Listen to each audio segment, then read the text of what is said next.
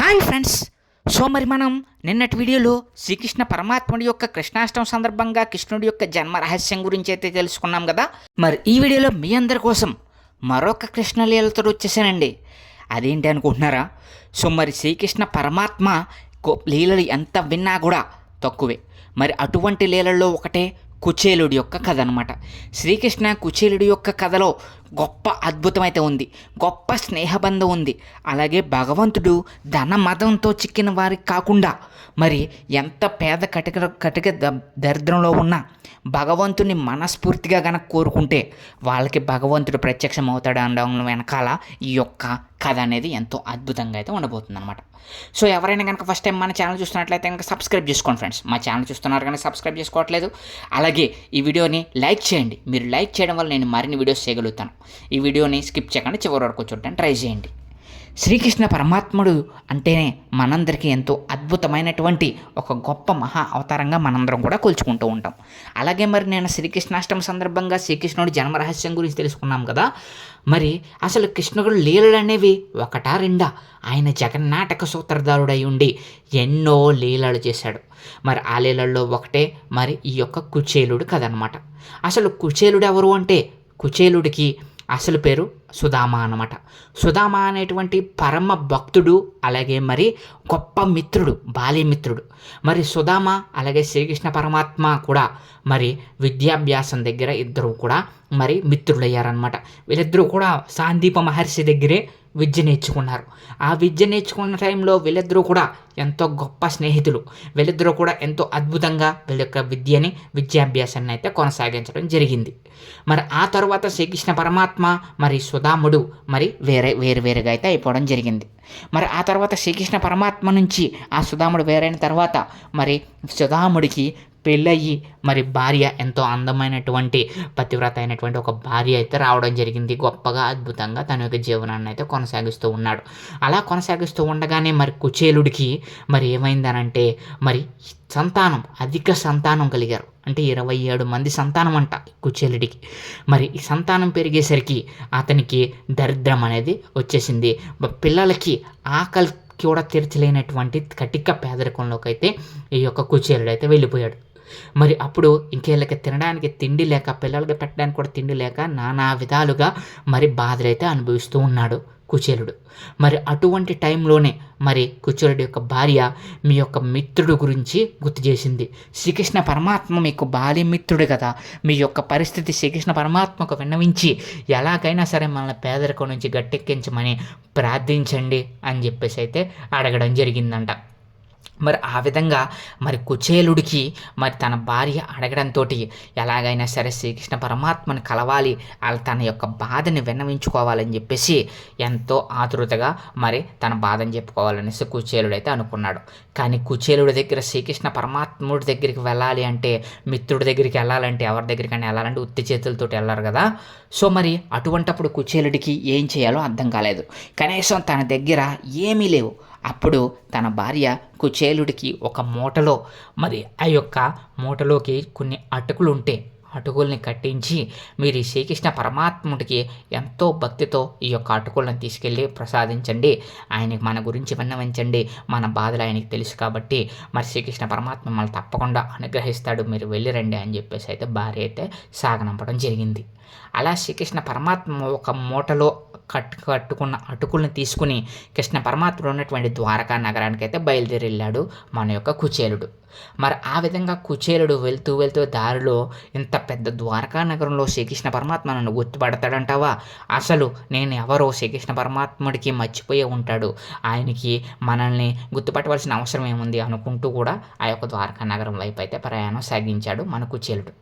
ఆ విధంగా ప్రయాణం సాగిస్తూ ఉండగా కుచేలుడు మరి ద్వారకా నగరం దగ్గరికి అయితే చేరుకుని శ్రీకృష్ణ పరమాత్మ దగ్గరికి అయితే చేరుకుని కృష్ణుడిని అయితే చూడడం జరిగింది.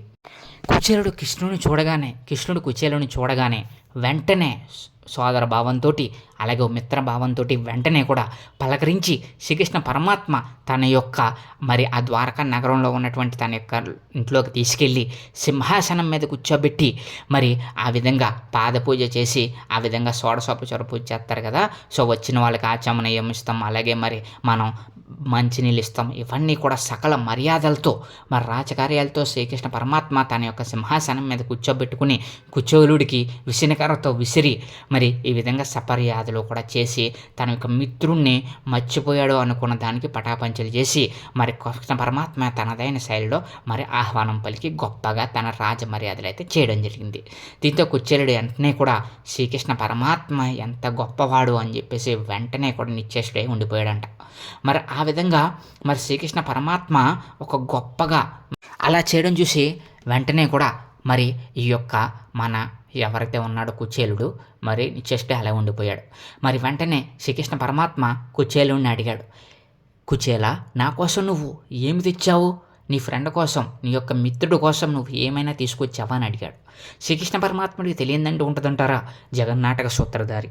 మరి ఆ విధంగా శ్రీకృష్ణ పరమాత్మ అడగగానే కుచేలుడు కొంచెం సంకోచించి, అయ్యో శ్రీకృష్ణుడికి అటుకులు ఇస్తే మేము బాగుంటుందని చెప్పేసి సంకోచించాడంట. కానీ తన మూటలో ఉన్నటువంటి అటుకులకు శ్రీకృష్ణ పరమాత్మ కనిపెట్టి అటుకులను అయితే తీసుకోవడం జరిగింది. తీసుకుని శ్రీకృష్ణ పరమాత్మ వీళ్ళిద్దరూ మధ్య ఉన్నటువంటి చిన్నసాటి సంబంధాలు అన్నీ కూడా ముచ్చటిస్తూ తనకి యోగమాయ చేత తనకి కోరికలే లేవనేటువంటి స్థితిలోకి తీసుకెళ్ళి తన యొక్క ఆ యొక్క అటుకులని శ్రీకృష్ణ పరమాత్మ వెంటనే కూడా ఆ యొక్క నోటులో అయితే వేసుకోవడం జరిగింది. అంత భక్తి శ్రద్ధలతో తెచ్చినటువంటి ఆ అటుకులని పరమాత్మ స్వీకరించడమే కాకుండా ఆ యొక్క మూటలోంచి తీసుకుని నోట్లో వేసుకుని ఎంతో అద్భుతంగా వీళ్ళిద్దరి మధ్య సంభాషణ అయితే జరగడం జరిగింది. శ్రీకృష్ణ పరమాత్మ తన యొక్క బాల్యం ముచ్చట్లు ముచ్చటిస్తూ కూడా చెప్పడం జరిగింది. దీంతో కుచేలుడు అసలు విషయం అయితే మర్చిపోయాడు. తన భార్య పంపించిందని తనకున్నటువంటి కష్టాలు ఇవన్నీ కూడా కుచేలుడు శ్రీకృష్ణుడికి చెప్దామని వచ్చాడు కదా, కానీ అవేమీ కూడా శ్రీకృష్ణుడికి చెప్పలేకపోయాడు. ఎందుకంటే తన కోరికలను శ్రీకృష్ణ పరమాత్మ వ్యక్తపరచనివ్వలేదు అక్కడ. సో ఆ విధంగా వ్యక్తపరచకుండా శ్రీకృష్ణ పరమాత్మ చేసినటువంటి ఆ యొక్క ప్రయత్నం అనేది ఆ యొక్క ఎంతో గొప్పదో మనందరికీ తెలుస్తుందన్నమాట. ఆ విధంగా శ్రీకృష్ణ పరమాత్మ ఎంతో అద్భుతంగా తనకు ఆతిథ్యాన్ని ఇచ్చి పంపించేశారు. తిరిగి కుచేలుడు అయ్యో నేను చెప్దామని వచ్చాను కృష్ణుడితో చెప్పలేకపోయాను అనుకుంటూ ఇంటికి వెళ్ళేసరికి ఆశ్చర్యం, అద్భుతం అన్నమాట. రత్న ఖచ్చిత సింహాసనాలు, అద్భుతమైనటువంటి ఆ యొక్క ఇంటికి ఇంతకు ముందు ఉన్నటువంటి దరిద్రం అంతా పోయి మరి సకల సర్వ ఆభరణాలు అలాగే సకల సర్వ మొత్తం కూడా ఇల్లు మొత్తం కూడా మారిపోయింది. సకల సంపదతో తొలదూకుతూ ఉంది. అంతే, ఇంకా ఆయనకి ఎనలేని భక్తి సంప్రదాయాలతో ఎనలేని సంతోషం వచ్చేసింది కుచేలుడికి. ఆహా, శ్రీకృష్ణ పరమాత్మ అంటే ఇదే కదా, నా యొక్క మిత్రుడు, నా మిత్రుడు నన్ను అనుగ్రహించాడా, అయ్యో శ్రీకృష్ణ పరమాత్మ నన్ను అనుగ్రహించాడని చెప్పేసి ఎంతో అద్భుతంగా ఆనందపడ్డాడంట కుచేలుడు. శ్రీకృష్ణ పరమాత్మ ఆ యొక్క అటుకుల్ని ఒక్కసారి తీసుకుని నోట్లో వేసుకోగానే ఆ యొక్క సకల సంపదలు ప్రాప్తించేశాయి. దరిద్రం మొత్తం పోయింది. ఆ సకల సంపద, అష్టైశ్వర్యాలు, ఆయుధారోగ్యాలు అన్నీ కూడా కుచేలుడికి ప్రసాదించేశాడు శ్రీకృష్ణ పరమాత్మ. మరి దీంతో శ్రీకృష్ణ పరమాత్మ ఎంత గొప్పవాడో, శ్రీకృష్ణుడి లీల ఎంత గొప్పదో మనందరికీ తెలుస్తుంది కదా. సో మరి ధనం డబ్బు కాదు ఆయనకు కావాల్సింది, ప్రేమ, వాత్సల్యం, అలాగే భగవంతుడి మీద నిష్కలమైనటువంటి భక్తి.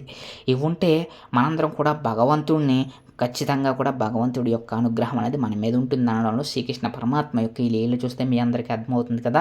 అలాగే వీళ్ళిద్దరి మధ్య ఉన్నటువంటి స్నేహభావాన్ని మరి ఎంత అద్భుతంగా ఈ యొక్క పురాణాల్లో చెప్పబడిందో మనందరికీ తెలుస్తుంది కదా ఫ్రెండ్స్.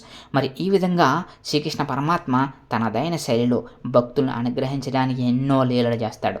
అలాగే మిత్రులను కూడా అనుగ్రహించేటువంటి ఏకైక వ్యక్తిగా శ్రీకృష్ణ పరమాత్మ, ఏకైక భగవద్ అవతారంగా శ్రీకృష్ణ పరమాత్మ మరి మనందరికీ కూడా కనిపిస్తూ ఉంటాడు. మరి ఈ విధంగా కుచేలుని అనుగ్రహించి మరి తానంటే ఏంటో, అసలు భగవంతుడికి ఏమి కావాలో చెప్పకనే చెప్పాడనమాట. ఈ విధంగా కుచేలుడు మరి ఉద్ధరించబడ్డాడు. శ్రీకృష్ణ పరమాత్ముడి దయ వల్ల మరి యుగాంతంలో తాను ఎటువంటి సమస్యలు లేకుండా, ఎటువంటి ధనబాధలు లేకుండా అద్భుతంగా కుచేలుడి జీవితం అయితే సాగడం జరిగిందనమాట. ఈ విధంగా ఇంత గొప్పగా కుచేలుడిని మరి ఆశీర్వదించినటువంటి శ్రీకృష్ణ పరమాత్మ మరి మనందరికీ కూడా ఎంతో గొప్ప సందేశం అయితే ఇవ్వడం జరిగింది కదా. సో ఇది ఈ విధంగా శ్రీకృష్ణ గురించి, లీలా గురించి మనందరం కూడా తెలుసుకున్నాం కదా ఫ్రెండ్స్. సో మరి ఇది ఫ్రెండ్స్ ఈరోజు మన వీడియో. ఈ వీడియో కనుక మీకు ఎలా అనిపించింది కామెంట్ సెక్షన్లో కామెంట్ చేసేయండి. అలాగే మీకు మరిన్ని ఇలాంటి ఇంట్రెస్టింగ్ అప్డేట్స్ కావాలనుకుంటే కనుక మా ఛానల్ సబ్స్క్రైబ్ చేసుకొని మాకు సపోర్ట్ చేయమని మనస్ఫూర్తిగా అయితే కోరుకుంటున్నాను. Thank you friends, thank you so much.